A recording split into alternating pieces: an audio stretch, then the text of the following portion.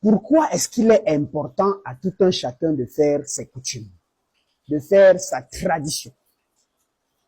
Pourquoi des personnes se sentent obligées d'aller faire leur tradition, d'aller honorer leurs ancêtres, d'aller faire des libations sur la tombe de leurs grands-parents?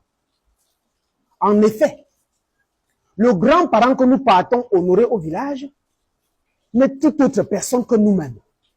La grand-mère, le lieu sacré, l'endroit pur que nous allons au village, lancer du jujube, verser de l'eau, du sel, la cola ou un liquide, n'est qu'un endroit où nous avons vécu. Pourquoi? Parce qu'il n'y a aucune nouvelle personne sur cette terre. Tous et toutes que nous sommes, l'existence que nous prenons, est bien sûr une existence qui jadis a déjà existé. En tant qu'une réincarnation, nous devons de nourrir notre ancienne âme pour donc bénéficier sur cette terre l'énergie ou alors la lumière qui nous est due. Donc, l'un de vous, la pensée que lorsque vous partez honorer votre grand-père, votre grand-mère, que vous pensez le faire à votre grand-père. Parce que votre grand-mère, votre grand-père n'est tout autre que vous-même. Je m'explique.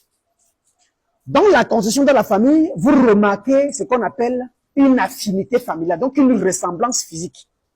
La morphologie que nous appelons la forme de la tête, des yeux, de la barbe, la façon de parler qu'on a l'habitude de dire, tu parles comme ton grand-père, tu fais comme ton arrière-grand-père, tu fais comme ta mère, est exactement la réincarnation des dons de celle-ci. Donc, lorsque le grand-père ou la grand-mère n'est plus de ce monde, et qu'elle se retrouve dans une autre dimension, et toi étant son avatar, tu te dois donc de rester connecté avec ce dernier. Et le seul moyen de connexion ne sont que des rituels qui sont destinés. Autrement dit, les traditions qui sont régies à votre constitution ou alors à votre civilisation. Du coup, aller honorer son grand-père ou sa grand-mère ne saurait être un acte de sorcellerie parce que tu es ainsi en train de te nourrir d'énergie. Il est bien courant de dire nos jours qu'on meurt jeune, qu'on quitte la terre jeune. Regardez les enterrements, regardez les tranches d'âge et de décès. Vous verrez que rares sont les personnes qui atteignent 80, 85 ans. Et qu'aujourd'hui, lorsqu'on atteint même cet âge, on est fatigué et épuisé. Mais si on rentre dans l'ancien temps, dans les dynasties anciennes, on voit que les gens vivaient beaucoup plus longtemps. C'est donc parce qu'aujourd'hui, nous sommes donc coupés des liens des anciens. Nous sommes coupés de notre avatar. Autrement dit, nous sommes coupés de notre héritage. Donc, il est donc primordial et important à chaque individu, à chaque Africain, d'honorer ses ancêtres qui n'est tout autre qui n'est tout d'autre que toi-même.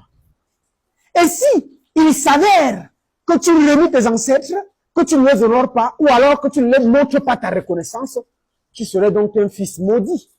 Parce qu'aucun parent ne serait fier d'avoir un enfant à qui il a payé la scolarité, logé, nourri et garanti un avenir, et que l'enfant ne vienne pas lui montrer un acte de reconnaissance. Tout comme tu as hérité de la sagesse, du pouvoir de ton grand-père, tu as aussi hérité, bien sûr, du lien de sang que vous avez. Et si cela n'est donc pas entretenu, tu seras donc coupé de ce lien, et par ricochet, tu auras une vie limitée sur le plan énergétique.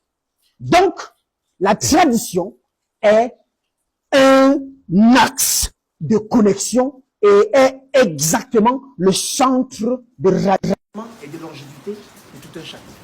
Le Milensia à l'homme ton sein. Merci.